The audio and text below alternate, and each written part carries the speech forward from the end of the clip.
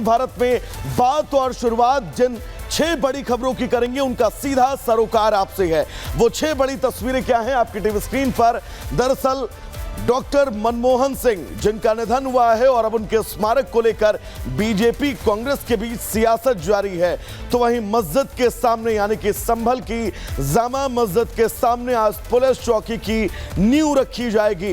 घुसपैठ पर एक्शन लगातार जारी है। दिल्ली हो महाराष्ट्र हो अवैध बांग्लादेशी घुसपैठियों को पकड़ा जा रहा है। तो वहीं बर्फबारी लगातार पहाड़ों में हो रही है, मैदानी इलाकों में पारा गिर रहा है। महाकुंभ को लेकर भी समाजवादी पार्टी और बीजेपी के बीच तीखी प्रतिक्रिया जो है वो नजर आ रही है। तो वहीं बीपीएससी एग्जाम को लेकर जब खान सर पहुंचते हैं अभ्यर्थियों के बीच तो खान सर का वहां पर जबरदस्त विरोध किया जाता है। ये 6 तस्वीरें। और चलिए इन 6 तस्वीरों से इधर अब बात करते हैं संभल के सच की। आपको बता दें कि संभल में प्रशासन उपद्रवियों से लेकर और सच को सामने लाने तक के लिए लगातार हर तरीके से काम करता हुआ नजर आ रहा है। लेकिन अब प्रशासन ने एक और नया अब काम शुरू कर दिया है और यह तय करने में जुटा हुआ है कि भविष्य में किसी भी तरह से पत्थर जामा मस्जिद के आसपास या फिर संभल शहर में चल ना पाए। इसके लिए क्या तैयारी प्रशासन ने की है, इस रिपोर्ट पे देख लीजिए।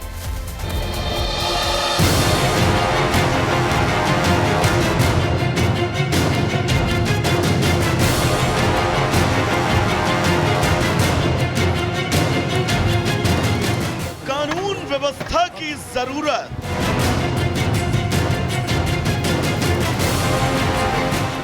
मस्जिद के सामने बनेगा सत्यव्रत।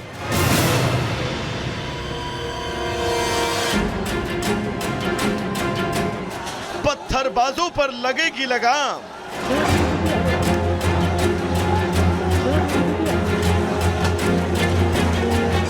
चौकी बनाने का होगा काम।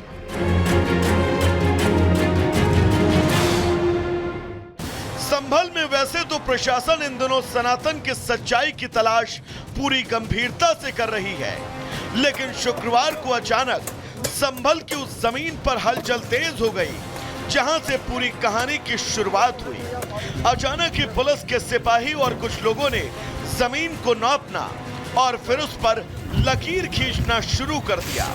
कुछ देर बाद एक छोटा बुलडोजर आया और अपनी कार्रवाई शुरू कर दी। दरअसल प्रशासन ने फैसला लिया है कि जामा मस्जिद के सामने वाली जमीन पर अब पुलिस चौकी बनेगी। माना जा रहा है कि इस चौकी का नाम सत्यव्रत रखा जाएगा। आज चौकी की नींव रखी जा सकती है, साथ ही भूमि पूजन का काम भी किया जा सकता है। शाही जामा मस्जिद के बाहर एक पुलिस चौकी होनी चाहिए और उसी को लेकर अब यहाँ पर जो मैपिंग है वो की गई है। आप ये देखेंगे कि चूने से इस पूरे ग्राउंड में जो एक तरीके से बाउंड्री है वो बनाने की कवायद यहाँ पर शुरू की गई है और इस जगह पर जहाँ पर अभी मैं खड़ा हूँ यहाँ पर ही पुलिस चौकी बनाने का जो काम है वो पुलिस प्रशासन द्वारा किया जा रहा है। जो बाउंड्री है वो यहाँ पर बना दी गई है। इस चौकी का नाम सत्यव्रत चौकी जो है वो रखा जाएगा। ठीक शाही जामा मस्जिद के सामने ये जो खाली मैदान है वहां पर ये चौकी बनाई जाएगी। संभल में जामा मस्जिद के सर्वे के दौरान जो कुछ हुआ वो किसी से नहीं छुपा। पत्थरबाजों की वो भयावह तस्वीर दोबारा न देखने को मिले, इसके लिए संभल प्रशासन ने एक नई तैयारी शुरू कर दी है। आगे की तैयारी के साथ ही बीते दिनों का कानूनी हिसाब भी पुलिस ले रही है। उस दिन का हिसाब जब दंगाइयों ने पुलिस और प्रशासन पर नफरती पत्थरों की बारिश की थी। उन उपद्रवियों की तलाश में पुलिस को एक के बाद एक कामयाबी मिल रही है। पुलिस ने संभल हिंसा मामले में 2 और गिरफ्तारियां भी की हैं। पुलिस ने हिंसा के इस मामले में अदनान नाम के शख्स को गिरफ्तार किया है। संभल में हिंसा के बाद से अदनान फरार था। हिंसा के बाद अदनान दिल्ली में बाटला हाउस में छिपा था। संभल पुलिस ने अदनान को गिरफ्तार कर जेल भेज दिया है। अदनान संभल के दीपा सराय इलाके का रहने वाला है। संभल हिंसा मामले में अभी तक 50 आरोपी गिरफ्तार हो चुके हैं।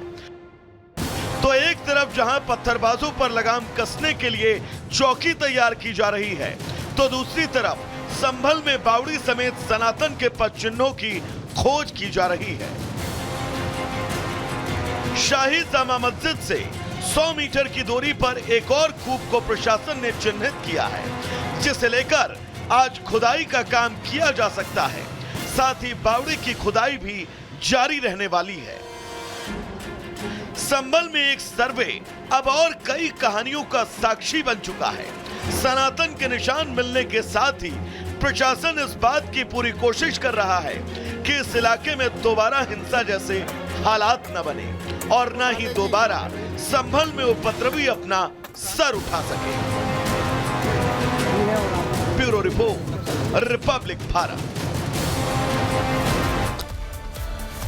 तो दर्शकों, संभल में मिली जो बावड़ी है उसको लेकर अब लगातार अलग अलग दावे किए जा रहे हैं।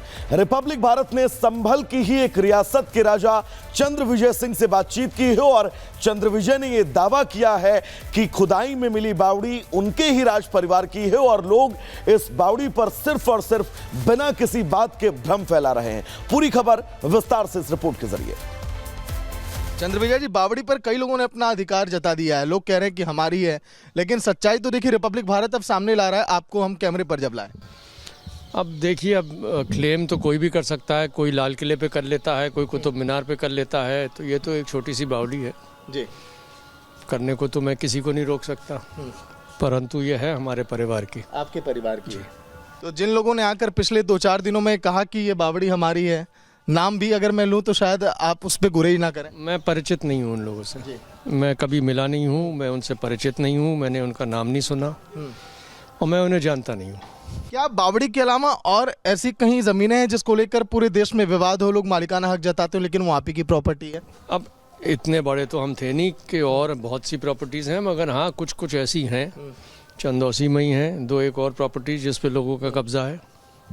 राजा जी रिपब्लिक भारत के कैमरे पे देखिए मजाक भी कर रहे हैं, जिसके हाथ में 484 गांव, सहसपुर, बदायूं, मुरादाबाद, बिजनौर जैसे पूरे इलाके, जिनको सरकार खुद ही कही हो कि हाँ आप यहाँ के राजा हैं और आपका मालिकाना हक है इन गांवों पर, इन ज़मीनों पर, फिर ये सर कैसे हम मान लें? क्योंकि लोग भी आपका बताइए नाम लेकर कहते हैं कि हाँ आपने बहुत कुछ किया उनके लिए। अपना फ़र्ज़ निभाया है साहब, जिस लायक भी थे टूटे फूटे वैसे करा है। ठीक है। अच्छा, राजा जी से इस किले के बारे में देखिए जान लें। अगर आप इसकी खूबसूरती को आप देख रहे हैं तो राजा जी बताएं कि दें कि आखिर हम कैसे यहाँ पर रहते हैं और ये किला कैसे बनवाया गया, इसका उद्देश्य क्या था? राजा जी प्लीज। ये रियासत का मुख्यालय था जी। जो आप बिल्डिंग ये देख रहे हैं, ये यहाँ की कचहरी होती थी। ये थी कचहरी सब, ये सारी कचहरी। जी हाँ, जहाँ पर जन सुनवाई होती थी। जहाँ पर जन सुनवाई होती थी ये कचहरी थी। जर्जर हो गई थी, टूट गई थी। इसकी थोड़ी बहुत मरम्मत करवा रहे हैं कि इस लायक हो जाए कि यहाँ रह लें। राजा जी कह रहे हैं बावड़ी पर कोई भी हक जता ले, हमें क्या फर्क पड़ता है, सरकार जानती है। ये लोगों का बड़प्पन है साहब। और रहा बावड़ी का, क्योंकि उत्तरी भारत में बहुत कम है ऐसी बावड़ियाँ, यहाँ प्रथा नहीं थी, यहाँ कुओं की थी। दक्षिण भारत, राजस्थान, गुजरात, इन स्थानों में बावड़ियों की प्रथा थी। तो ये क्योंकि अनोखी चीज़ है और वहाँ कोई निवास तो कर नहीं सकता, तो इसलिए मेरी तो अपील यही है सरकार से कि वहाँ के कागज़ खंगालें और वहाँ चंदौसी वासियों को समर्पित कर दें, एक पर्यटन स्थल उधर बना दें।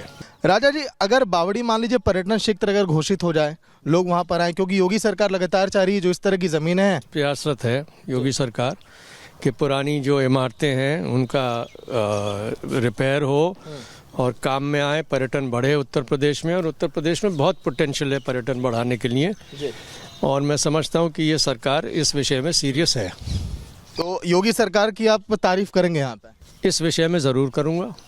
और भी 2-3 चीज़ें हैं जिसके काबिल तारीफ है वर्तमान सरकार। लेकिन आपकी जानकारी के लिए बता दूँ, कई सारे स्कूल, यही नहीं कई सारे कुछ अस्पताल, सड़कें भी इन्होंने बनवाई और यही नहीं यहाँ पर पुल भी बनवाया जब इन्हें लगा कि हाँ लोगों को परेशानी हो रही है, दिक्कत हो रही है।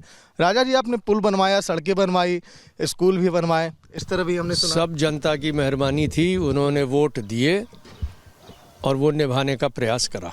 जी। अच्छा राजा जी, आप यहाँ की क्या आप चीज़ें आप बताना चाहते थे इसके पहले? इस जगह को ये लगभग 10 एकड़ है, ये लाल बाग कहलाता था पहले।